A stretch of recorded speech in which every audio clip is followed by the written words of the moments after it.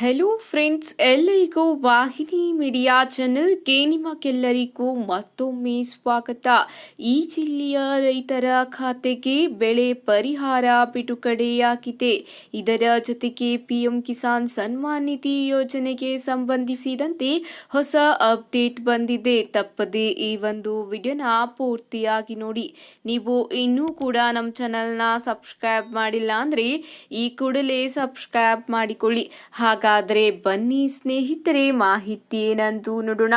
2025 ಮತ್ತು 26ನೆಯ ಸಾಲಿನಲ್ಲಿ ಮುಂಗಾರು ಹಂಗಾಮಿನಲ್ಲಿ ಅತಿಯಾದ ಮಳೆಯಿಂದ ಬೆಳೆ ಹಾನಿಯಾಗಿರುವ ರೈತರಿಗೆ ಸರ್ಕಾರ ಪರಿಹಾರ ನೀಡಿದೆ.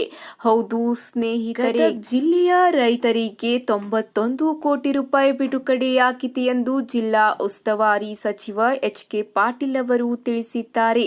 ಹೌದು ಸ್ನೇಹಿತರೆ, ಡಿಬಿಟಿ ಮುಖಾಂತರ ಬೆಳೆಹಾನಿ ಪರಿಹಾರ ವಿತರಣೆಗೆ ಚಾಲನೆ ನೀಡಿ ಮಾತನಾಡಿರುವ ಅವರು, ಗದಗ ಮತ್ತು ಶಿರಹಟ್ಟಿ ತಾಲೂಕಿನ ರೈತರಿಗೆ 21 ಕೋಟಿ, ನರಗುಂದ ಮತ್ತು ರೋಣ ತಾಲೂಕಿನ ರೈತರಿಗೆ 55 ಕೋಟಿ ಪರಿಹಾರವನ್ನು ಡಿಬಿಟಿ ಮುಖಾಂತರ ವಿತರಿಸಲಾಗಿದೆ ಎಂದು ತಿಳಿಸಿದ್ದಾರೆ.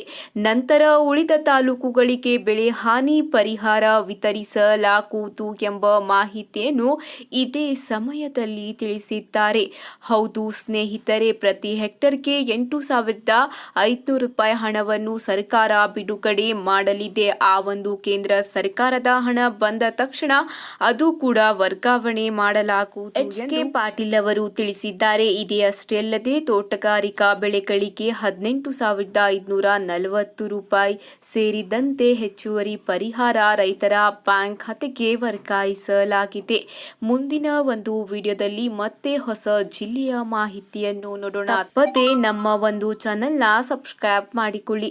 ಇದರ ಜೊತೆಗೆ ಪಿಎಂ ಕಿಸಾನ್ ಸನ್ಮಾನ್ ನಿಧಿ ಯೋಜನೆಗೆ ಬಂದಿರುವ ಹೊಸ ಅಪ್ಡೇಟ್ ಏನೆಂದು ನೋಡೋಣ.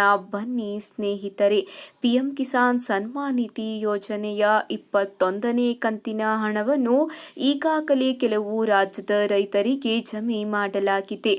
ಉಳಿದ ರಾಜ್ಯದ ಎಲ್ಲ ರೈತರಿಗೆ ನಾಳೆ ಅಥವಾ ನಾಳಿದ್ದು ಹಣ ಜಮೆಯಾಗಲಿದೆ ಎಂಬ ಮಾಹಿತಿ ಈಗ ತಿಳಿದು ಬಂದಿದೆ. ಹೌದು ಸ್ನೇಹಿತರೆ, ಪಿಎಂ ಕಿಸಾನ್ ಸನ್ಮಾನ್ ನಿಧಿ ಯೋಜನೆಯ ಅಡಿಯಲ್ಲಿ ಕೆವೈಸಿ ಮತ್ತು ಭೂ ದಾಖಲಾತಿ ಪರಿಶೀಲನೆ ಮಾಡಿದವರಿಗೆ ಪ್ರತಿ ವರ್ಷ 6,000 ರೂಪಾಯಿಗಳನ್ನು ನೇರವಾಗಿ ವರ್ಗಾವಣೆ ಮಾಡಲಾಗುತ್ತದೆ. ಇಲ್ಲಿವರೆಗೆ ರೈತರು ಒಟ್ಟು 20 ಕಂತುಗಳ ಹಣವನ್ನು ಪಡೆದುಕೊಂಡಿದ್ದಾರೆ. 21ನೇ ಕಂತಿನ ಹಣ ಶೀಘ್ರವೇ ವರ್ಗಾವಣೆಯಾಗಲಿದೆ ಎಂಬ ಮಾಹಿತಿ ಈಗ ಬಂದಿದೆ. ಹೌದು, ಇನ್ನೆರಡು ದಿನಗಳಲ್ಲಿ ಪಿಎಂ ಕಿಸಾನ್ ಸನ್ಮಾನ್ ನಿಧಿ ಯೋಜನೆಯ ಹಣ ರೈತರ ಖಾತೆಗೆ ವರ್ಗಾವಣೆಯಾಗಲಿದೆ ಎಂಬ ಮಾಹಿತಿ ಈಗ ತಿಳಿದು ಬಂದಿದೆ. ಇವತ್ತಿಗೆ ಇಷ್ಟೇ ಸ್ನೇಹಿತರೆ, ಮತ್ತೆ ಸಿಗೋಣ ಹೊಸ ಅಪ್ಡೇಟ್ ಜೊತೆಗೆ. ಧನ್ಯವಾದಗಳು.